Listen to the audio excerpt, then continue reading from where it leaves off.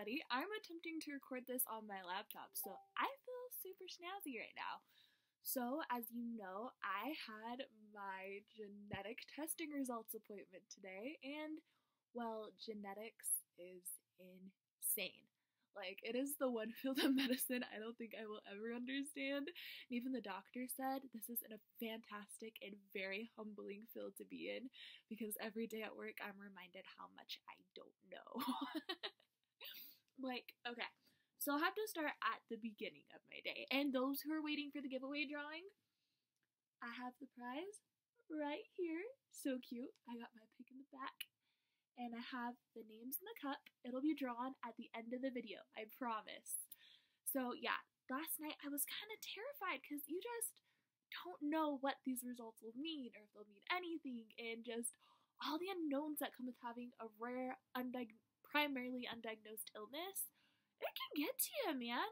So I probably got about 4 hours of sleep last night, and to kind of deal with my stress, I've been painting rocks for the Kindness Rocks project all week, which has been super, super fun. And okay, I'm losing my words. 1 second. Brain fog. So yeah, I decorated those rocks all week, which was a blast. I will have a picture of those after the video's done, maybe. And I hid those around the Children's Hospital, which was super fun. So we drove up 3 hours to the genetics appointment, and I went and hid the rocks, which was great. And then when I went to the bathroom, I saw the cutest thing I had ever seen in my life. Like, holy heck. There was this little girl, I'm guessing she was a cancer patient because she had 2 PICC lines. Her nurse was in full, like, germ protection gear, and so was her mom. She was wearing a little surgical mask. But even though she had an IV pole with, like, a million IVs on it, 2 PICCs in her arm, and you could tell she's going through a rough time, she was... Oh, what the heck? Okay, she was walking down the hall singing and trying to skip. She's probably about 3 years old. You could tell she didn't feel good, but that little girl had sunshine in her soul, and it brought the biggest smile to my face. It's amazing. Like, some of the places I've been to that should have the most pain in them, like the Cancer Center and the Children's Hospital, are some of the places where I've seen the purest joy. Like, it blows my mind. So, the genetics appointment.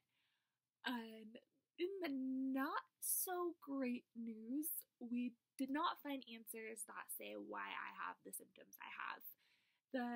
I do have some genetic defects though, and they could be causing symptoms, but nothing's totally like firm. Genetics is like, again, it's insane. It's kind of like I can neither confirm nor deny.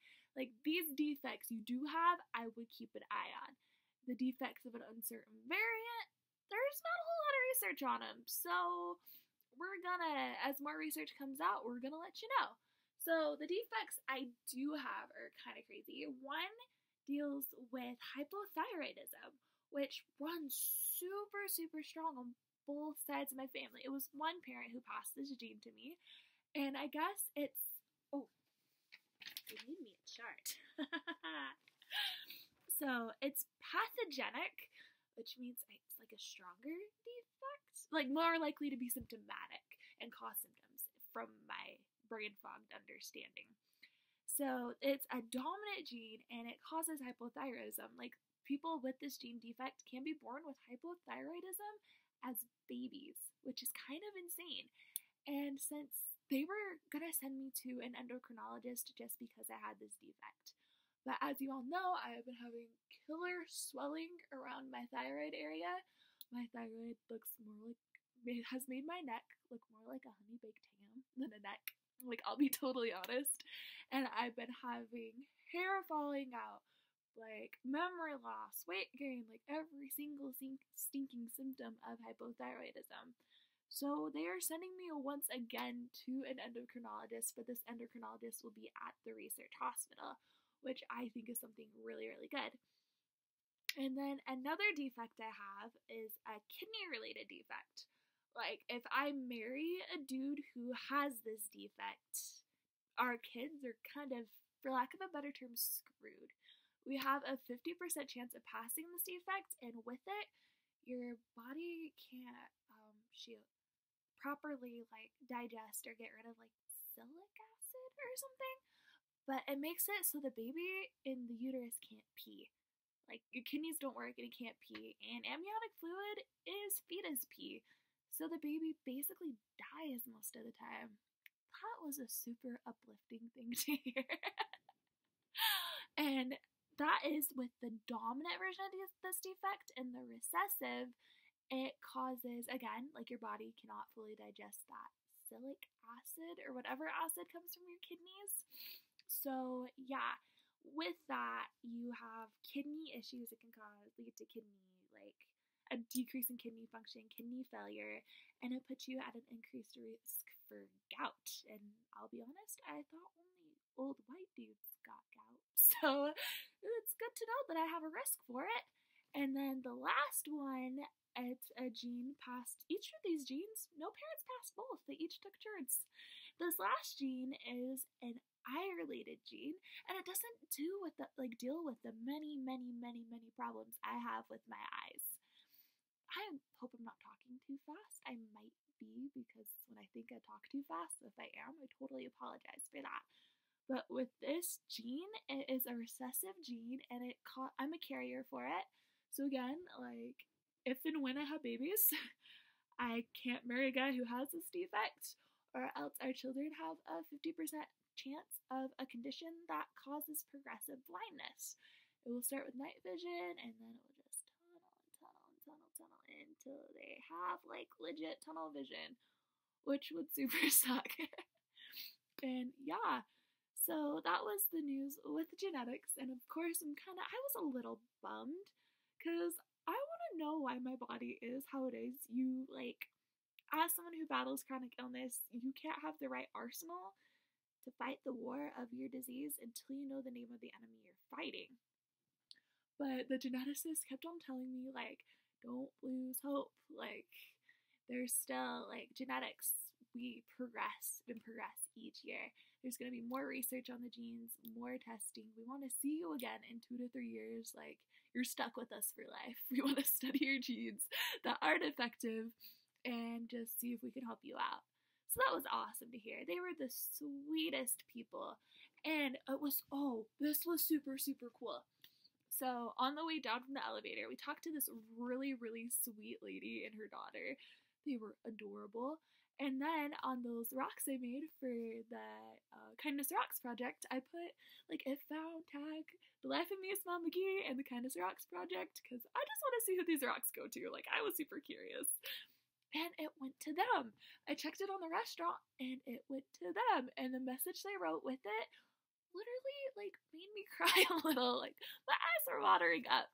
It was an absolute day maker.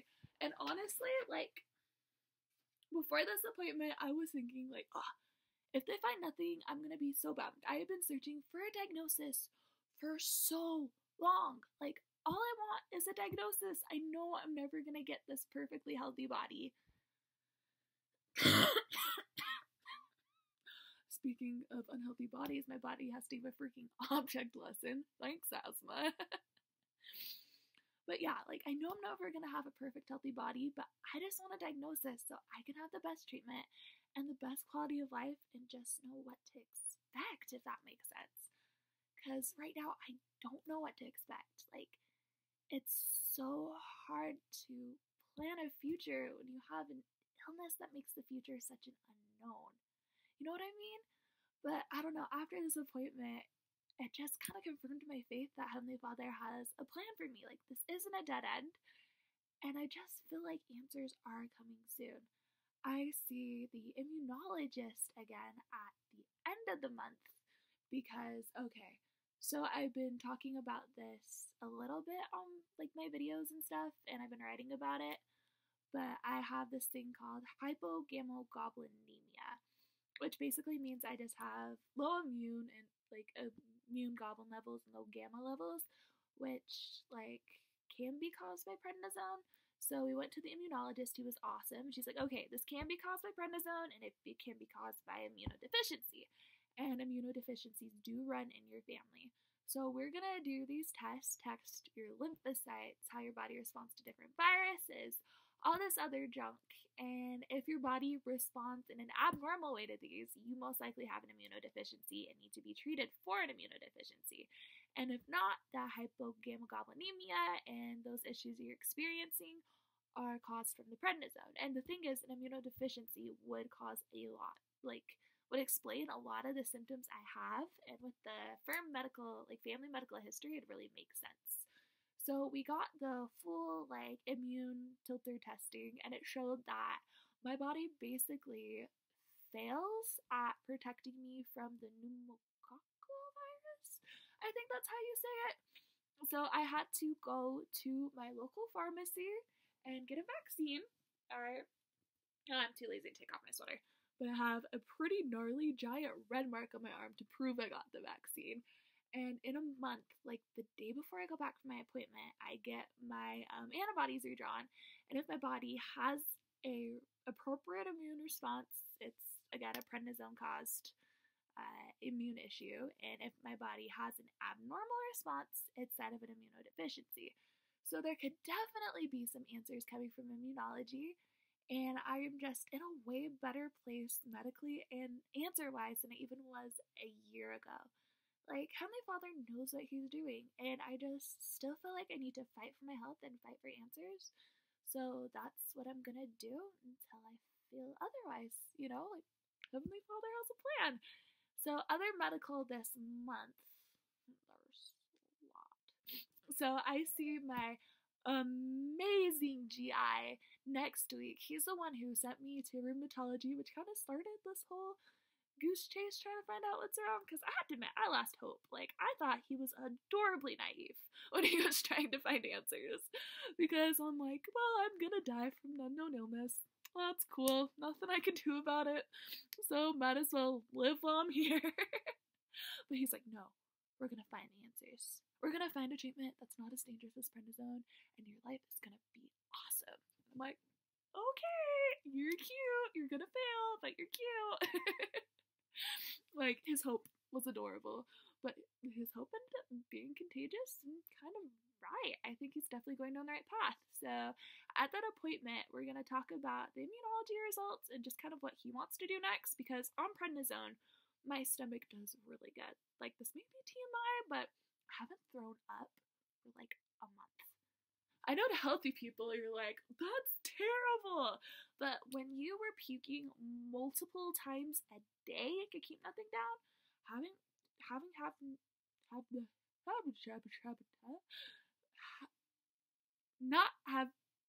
not puking for a month is amazing. And on this higher dose of prednisone, my stomach doesn't hurt, my nausea is really low, my gastroparesis is the best it has been since I've been diagnosed. So I'm sure we're going to talk more about that, more about the dangers of prednisone. And then, sorry, a little out of breath. Woo. And then on the 27th, I have that appointment with immunology. And then later, I have an appointment with pulmonology. Oh, yeah.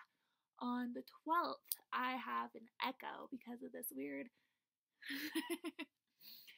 chest tightness and shortness of breath I've been experiencing lately that no one can really figure out. I've had breathing tests that show my asthma's out of whack. I've had breathing tests that show that my lungs are killing it.